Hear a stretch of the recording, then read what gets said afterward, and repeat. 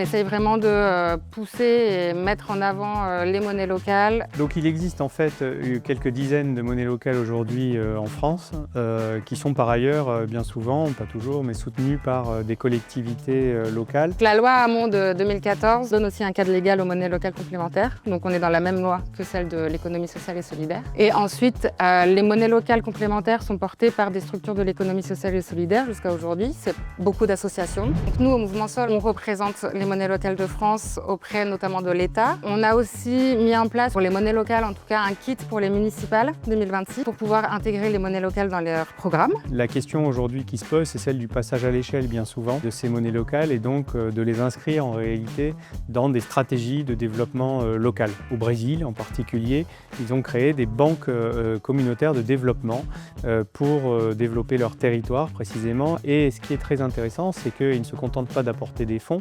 ils les versent en monnaie locale. Je crois que ce sont des exemples qui sont très inspirants pour nous au niveau local, pour ne pas confiner quelque part la monnaie locale à un sous-secteur quelque part ou en tout cas un dispositif qui serait isolé. Il faut qu'aussi les acteurs qui font partie de l'économie sociale et solidaire sur un territoire, comme Bordeaux, soient au courant qu'il y a une monnaie locale à Bordeaux et l'utilisent et continuent de l'utiliser aussi sur du long terme.